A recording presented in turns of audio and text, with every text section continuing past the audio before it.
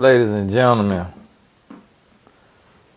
boy, I know StreamYard tired of me, boy. I'm getting my money worth using their little software. This is part three. I had started filming it and was 5-6 minutes in, but just kept having so many interruptions because everything was going on at the house. And so back to it is part three. Not sure if this is a Blessed Tribe exclusive by this point or not. Some of the time these will be posted to members only, Blessed Tribe members only, when it's touchy subjects, but we'll see. I'm gonna scroll back up a little bit here where Buddy Dixon immediately knew he was getting this raise and why the pilot was being produced. He knew he could keep the money and the job or complain about the sexual harassment, but not both. The situation facing Dixon presented a challenging decision that left him unable to take any action. And mind you, we're on page 29 of 46. Take any action or make any decision. The prospect of the sexual assault and harassment becoming public and dealing with Perry's highly paid attorneys was daunting. Perry had significant resources, whereas Dixon did not. Y'all forgive me 1 second. Sorry about that. I thought I was in the bathroom. Thought my bathroom door was open. Hearing loud dog barking through there. The situation facing Dixon presented a challenging decision that left him unable to take action or make any decision. The prospect of the sexual assault and harassment becoming public and dealing with Perry's highly paid attorneys was daunting. Perry had significant resources, whereas Dixon did not. Dixon's goals of working as an actor and being discovered for his talents might be jeopardized. In what was an extremely difficult decision, Dixon bowed to the pressure and fear of losing his livelihood, and in hopes of advancing his career, Dixon decided to return to the set and have his pilot produced. He insisted, however, and decided to put safeguards in place between himself and Perry.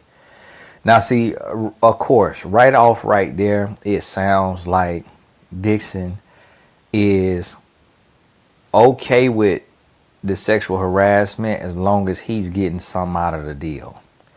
Because it's not like he about to get $1 billion, not like none of that right there. So he on peanuts, but at the same time, if we put ourselves in his shoes, it's kind of like, okay, if I go forward and tell, I could be out of work making no money for a year, 2 years, 3 years while this situation, this trial or whatever it is, this lawsuit is going forward.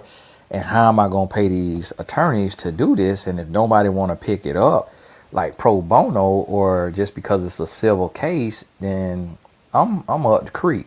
So I could see how he would go back to get him some money, probably try to do better by the money he about to make, so that as he planning this right here, if he got to pay out of pocket up front for the attorney, he has some money to do it with. In or around November 2021, Dixon returned to shoot the Oval. It was then he saw Perry for the first time in person since the June 2021 sexual assault. Dixon suffered a panic attack in his trailer, prompting another actor to calm him down. Seeing that Dixon was still upset, Perry knew that he had to up the ante to ensure Dixon's silence. Perry began periodically texting Dixon, texting plaintiff regarding the production of the pilot of Losing It to string Dixon along. Soon after, Dixon received a call from a member of Perry's production team telling him that they were considering shooting Dixon's pilot in the coming fall of 2021. Dixon was desperate for this good news.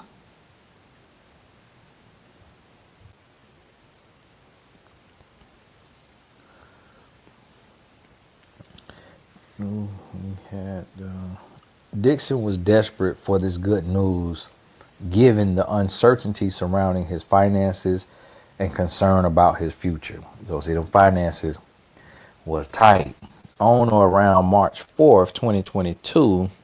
So now we done went from 2020. Now we up to 2022. Dixon still in there, still dealing with the stuff, still going through it.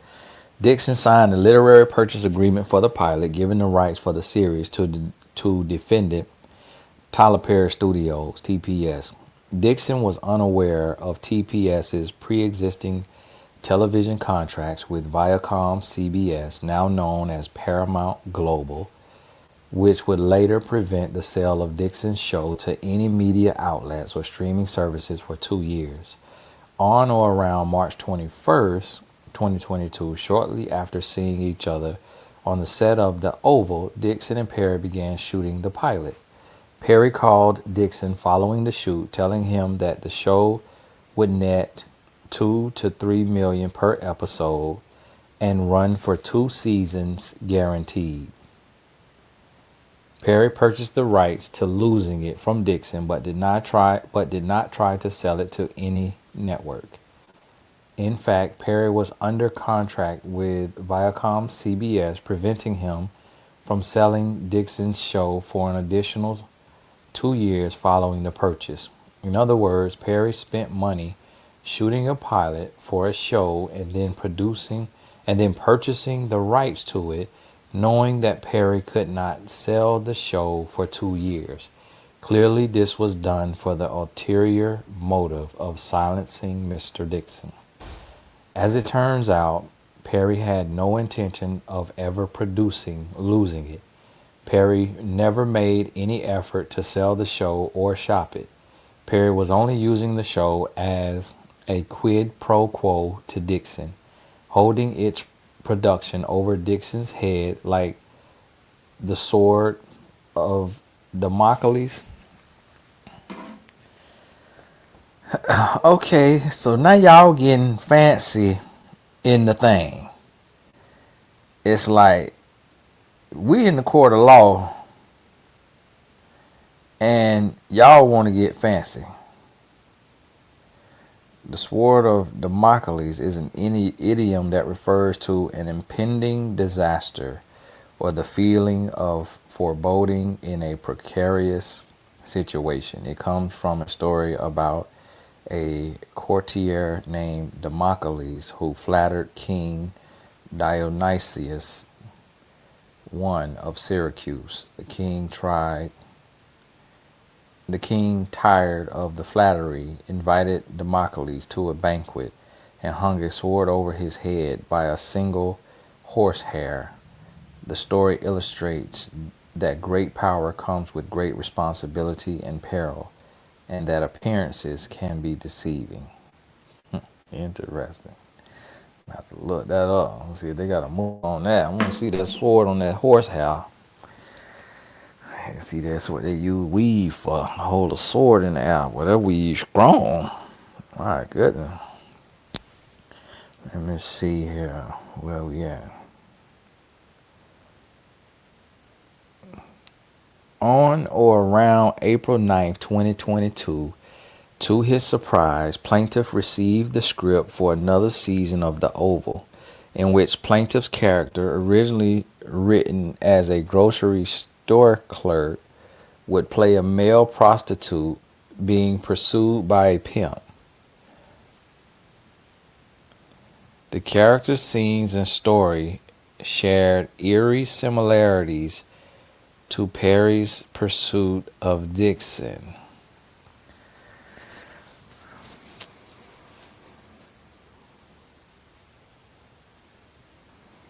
Okay, now I'm on page 30 or 46. It's like, how much more of this do y'all have? This my third episode now.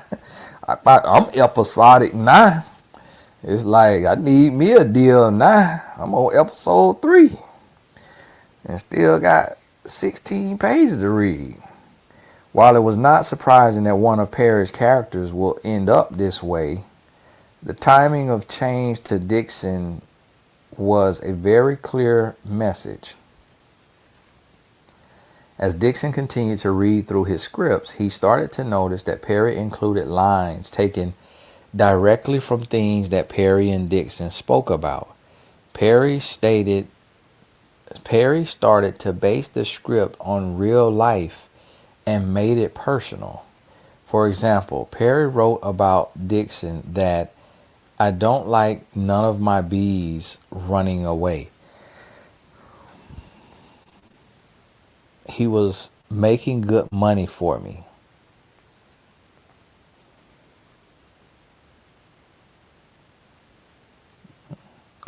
In or around April 2022, before beginning to shoot the next season of the Oval, Perry called Dixon to discuss the June 2021 sexual assault.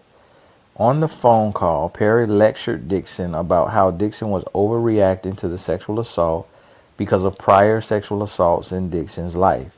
Perry said that there was a misunderstanding and miscommunication, and that Dixon needed to say no stronger. In other words, Perry blamed Dixon for the sexual assault, claiming that Perry felt that Dixon's no was really a yes because Dixon did not say no strongly enough. All right, well, Tyler, won't you say that thing with your chest? Well, you gotta put that Barry White on him so as to not jeopardize his employment with defendants Perry and TPS. Dixon dismissed the conversation, especially due to the allegedly impending sale of his show to a major broadcasting network. Now they got a text over here, but it's real blurry. Can't even see that one.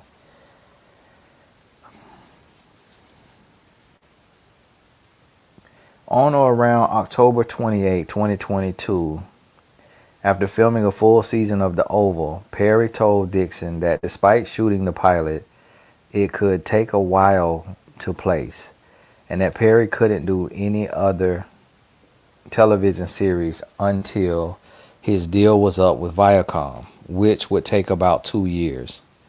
In or around January of 2023, plaintiff indicated that he was moving to Santa Monica. He did so to put some distance between himself and Perry. Tyler Perry replied that he was glad to hear that Dixon was moving away and asked if Dixon's no was stronger before he left. Perry reiterated that Dixon should have a strong no and make it clear when he said no. This was Perry's way of once again referring to his June 2021 sexual assault of Dixon and making it clear that Perry felt no remorse for assaulting Dixon against Dixon's will.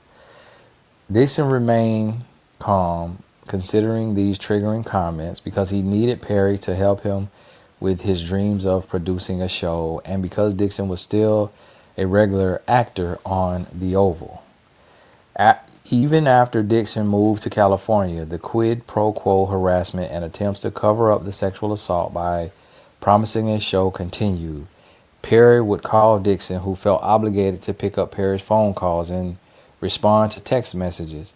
These conversations would often start about work and then and the men's business relationship, and then transition to further conversations about Dixon's sex life, adding to Dixon's trauma and forcing him to relive the sexual assault. Perry continued to envelop Dixon in this feeling of reliance and justify the sexual assault that happened. Perry would call Dixon and say, "You'll understand when you have a hit show," and in the same breath refer to the sexual assault by saying, "I'm so glad we're past that." So you thought. Then come 2025. Dixon knew that he had to just hold his tongue because Perry was still employing Dixon. And I know everybody, y'all gonna see on this here what we talking about. People gonna be talking about the cycle of abuse and the power dynamics and all of that. This right here is like textbook describing those things. And I also believe that's why the lawyers writing it this way, because they know, they done Googled it. They done looked up the power dynamics of abuse and cycle of abuse, and they writing it, and they keep saying little stuff like, this triggered him and adding to Dixon's trauma and forcing him to relive the sexual assault. Like they putting it on now. And he said, you will understand when you have a hit show.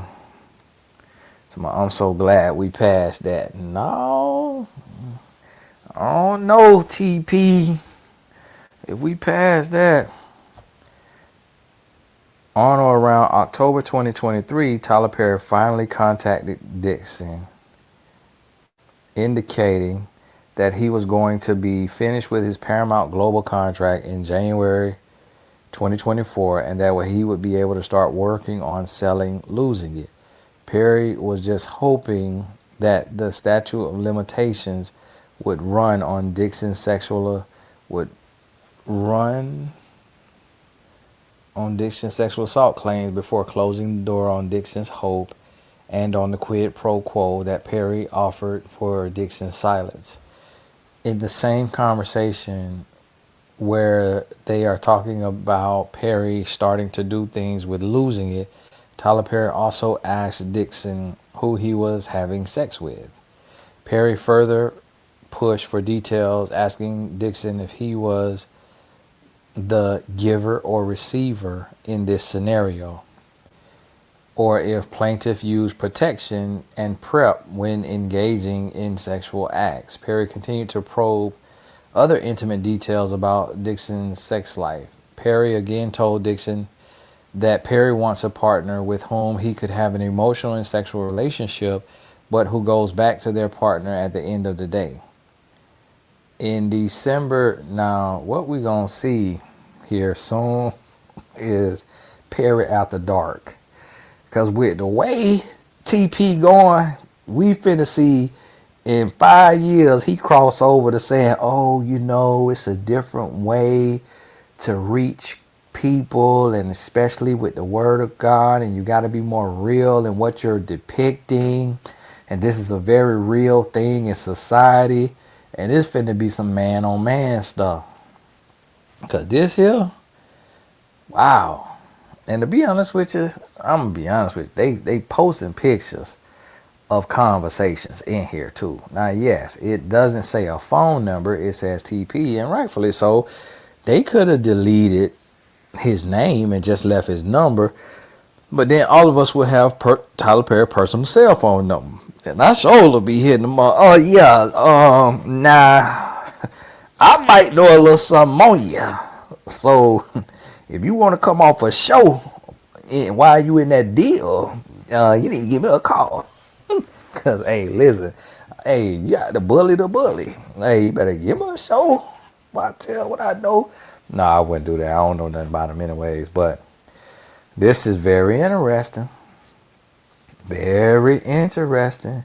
And now they bring my dog up. Now I know Christian Keys. Now in December 2023, Christian Keys, another actor who worked for Perry prior to Dixon's employment, posted a video.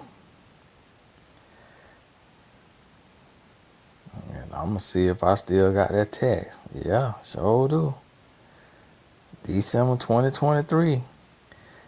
Y'all thought I was lying. Now see, stuff that's not disparaging or whatever, I tell you, I tell you the truth. And that right there, I can't see it because I'm looking at the screen. But right there on my phone. And that said December, right there. You see what I try to tell you? So it say Christian, and it say thank you, brother.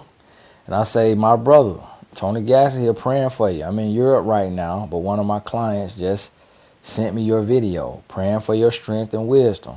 I got your back. Keep going. And he wrote back. He wrote back an hour and 14 minutes later. Thank you, brother. I ain't say nothing else. I ain't know what he was talking about. But I just reaching out to him at all. Hey, man, got your bite, bro. Whoever you talking about. I should have said, tell me the name. You can't say the name, tell me so I can say it. But I just left it there because sometimes when you see people go to doing that type of stuff, they could be suicidal. And I know Christian to be a Christian. So when he was cursing, I think he was doing a lot of cursing. I'm like, oh no, bro might be on the edge. So I wanted to reach out just in case he wanted to talk or something. So in December 2023, Christian Keys, another actor who worked for Perry prior to Dixon's employment, posted a video on social media platform detailing his abusive experience with an anonymous black Hollywood billionaire, which Dixon pieced together and believes to be Tyler Perry. No, nah. Don't be jumping to conclusion, Dixon. Don't be jumping to conclusion, nah. Dixon heard Mr. Key's account and saw that Perry had been engaging in the same sexual conduct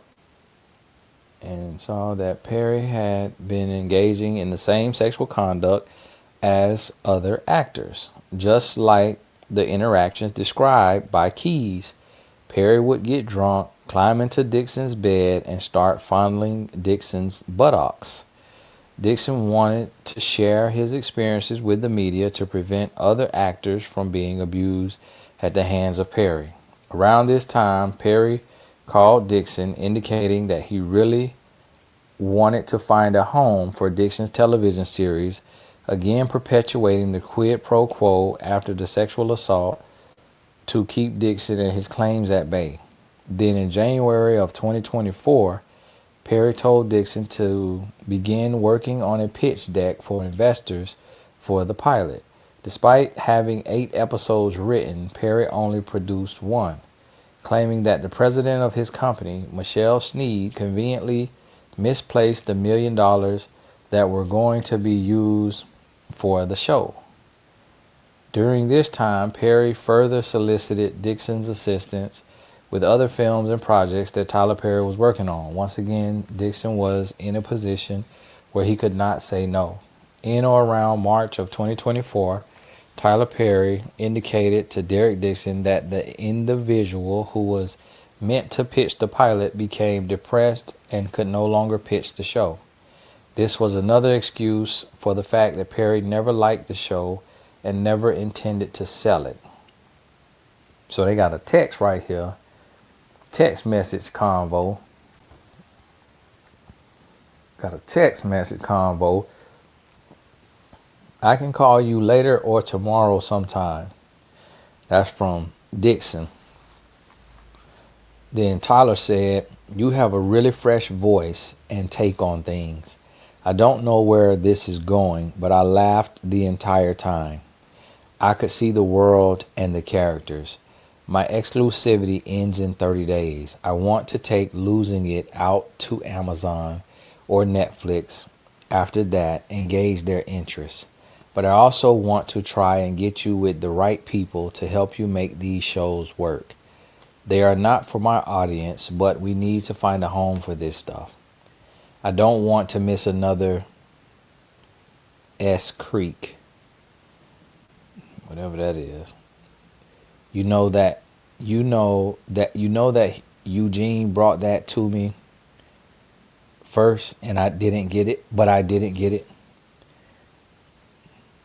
Amon gets here tomorrow, so he's got my full attention.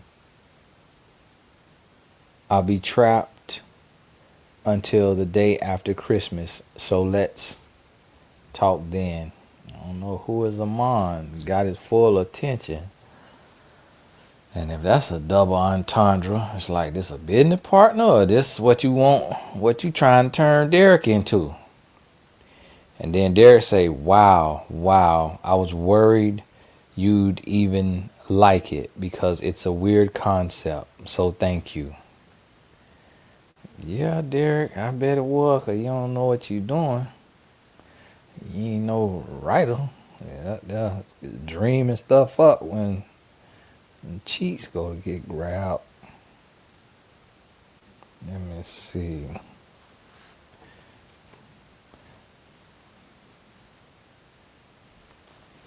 In or around Tyler Perry indicated, and then the person pitching the show got depressed. Now, why did this person get depressed working at the highest level, pitching shows for Tyler Perry? So it's like, if that's true, it's like, Tyler, how was you talking to that person? And what was you doing to that person that got depressed? Because Derek over here depressed too. So now, they talking about Christian Key was out there looking depressed. So now it's like, you got a lot of depressed people out here. And at this time and place, it's like, we need to be checking on Christian Key to see if any stories is being posted on Instagram and any little posts and whatnot.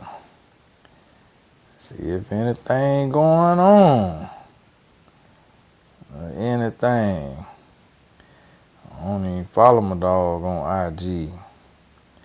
See when the last time he posted 23 hours ago. Okay. He MCing. Dang, my dog done age. Man, he looking a lot older than he was looking. Oh man, he got bags on his eyes. Man, my dog done age. I wonder if he.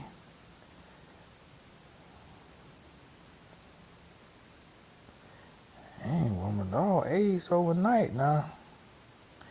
Boy done grow his hair out.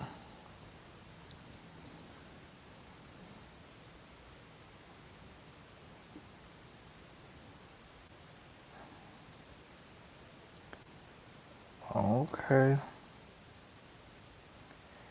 He's still working. All the Queen men on BET. Okay.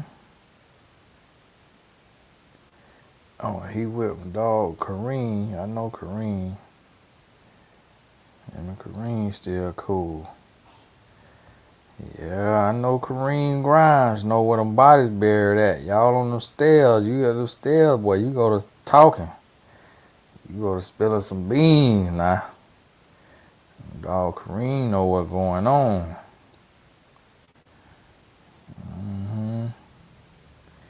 Yeah. So if he was talking about Tyler, he must. And if Christian was talking about Tyler, he got him old bag because he ain't saying nothing on the Instagram. He got him old silence check. And boy, we out here working hard, man, and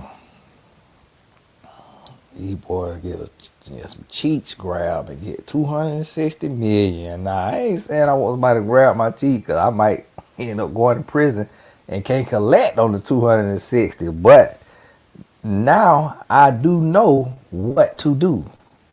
Because me personally, I don't understand that trauma, and that could be very, very serious for a man. I know for women, I talk to women all the time, it's very, very deep.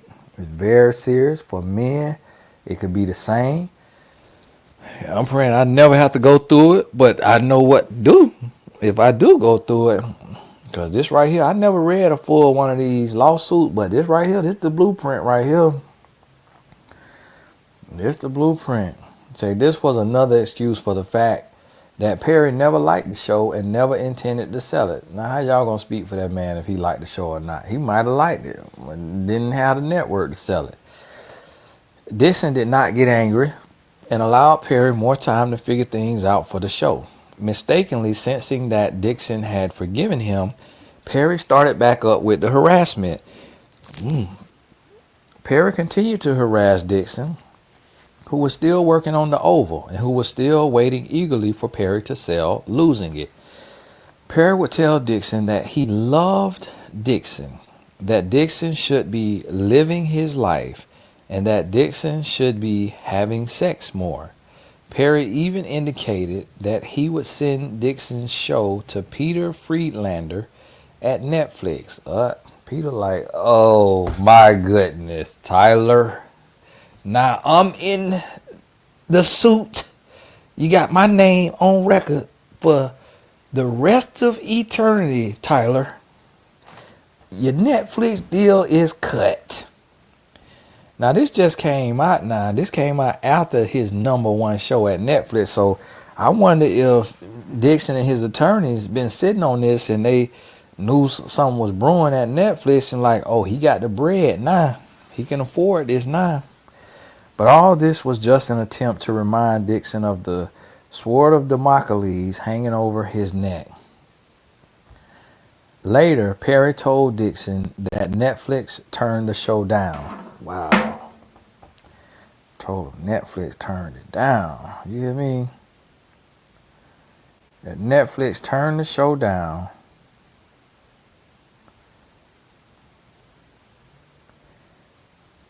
Dixon was never contacted by any individuals from Netflix regarding the show, and no sale ever materialized. In or around June of 2024, Perry, sensing that Dixon was getting frustrated about his show not getting off the ground and still concerned about the sexual assault being made public, offered Dixon a position as a writer on Perry's shows, indicating that he needed a replacement to continue writing.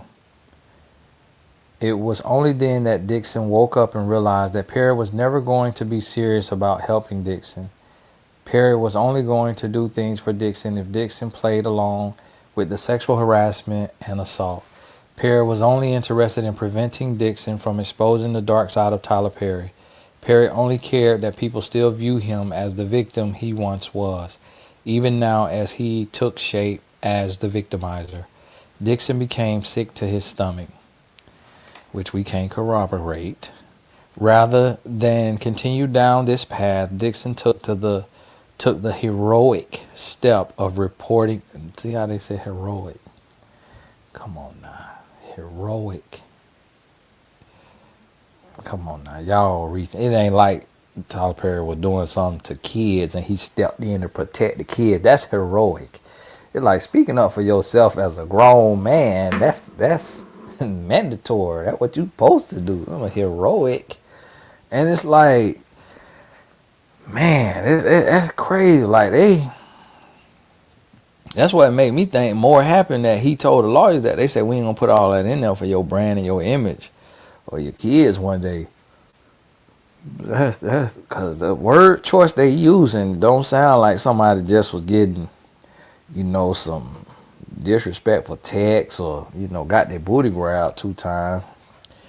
Dixon took the heroic step of reporting the sexual harassment to the EEOC.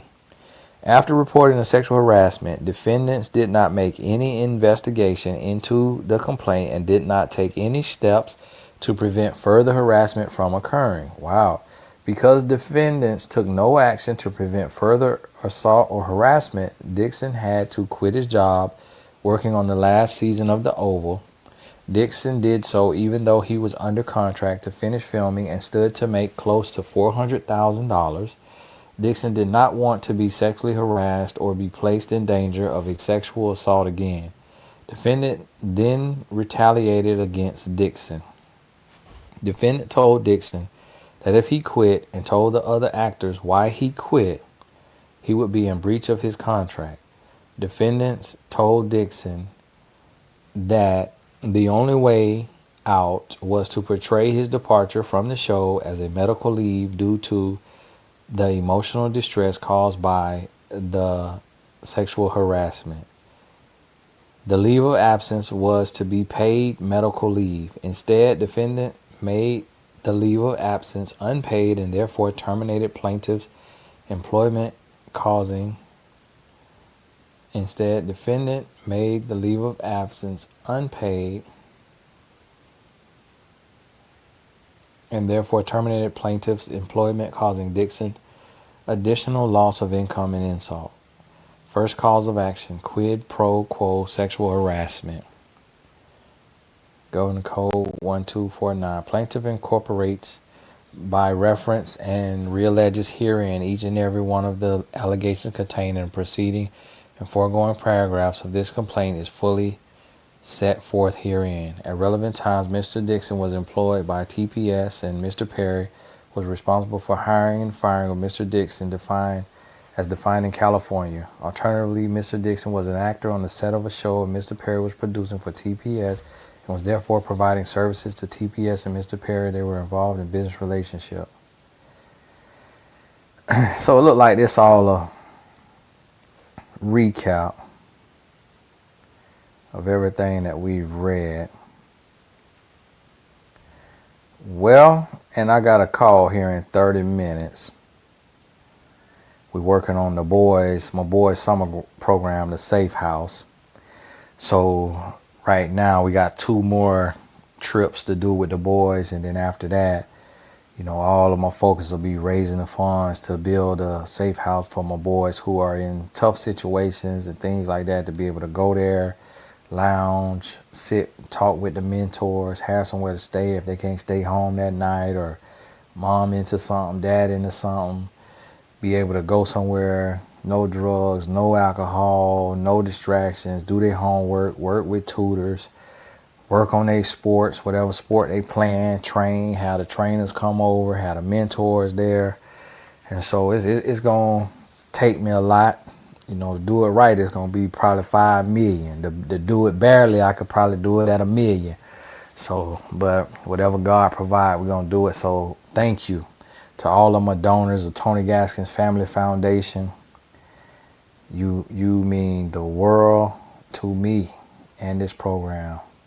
And the link is always in the description, so just copy it, save it in your notes. If the Lord ever lay it on your heart, then please think of us.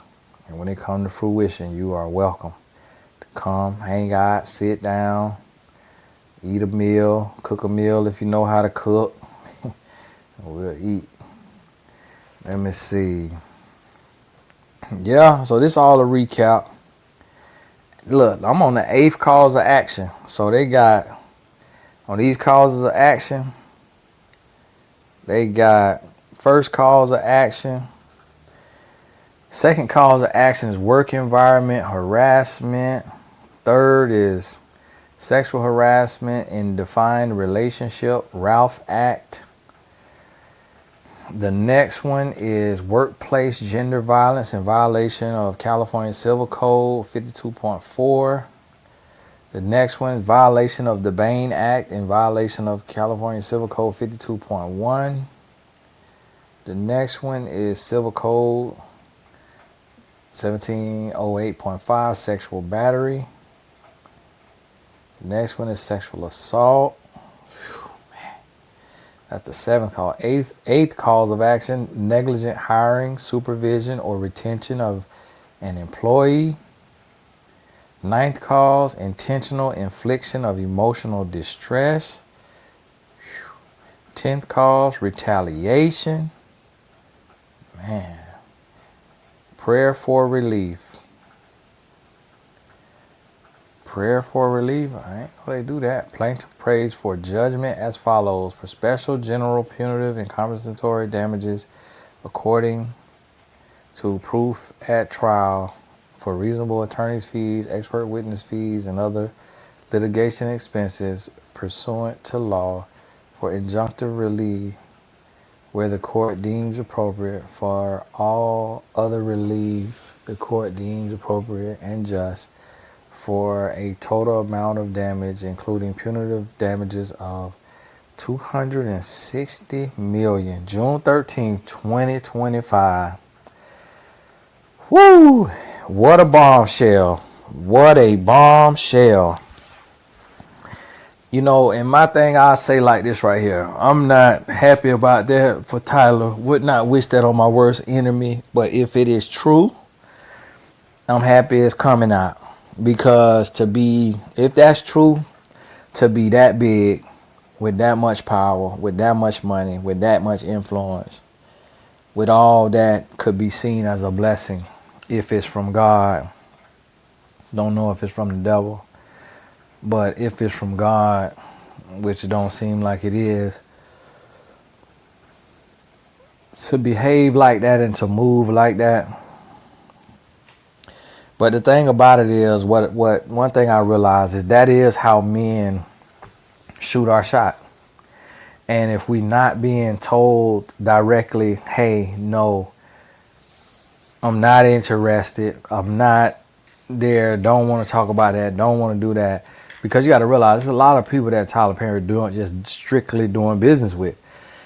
So Buddy could have went into that realm of just doing business, but he was so desperate what he didn't realize, if he would have just turned Tyler Perry down, then instead of Tyler going further and further and further, Tyler would have settled back and kept paying him to keep him around just for the sexual transmutation.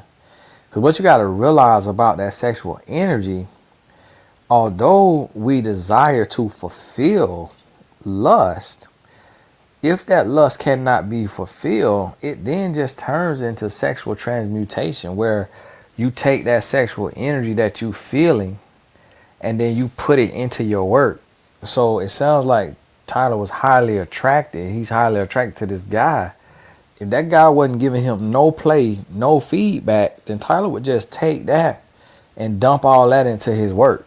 And the guy still be around, being looked at, being stared at, being lusted after, but getting a check if he had just stood his ground in the beginning.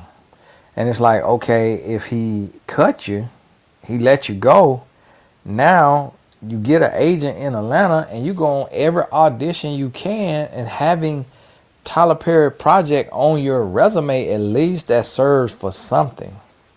And you able to get you another job. But he just was so job scared and just didn't really understand, like, what's for you is for you. Y'all gotta forgive him time.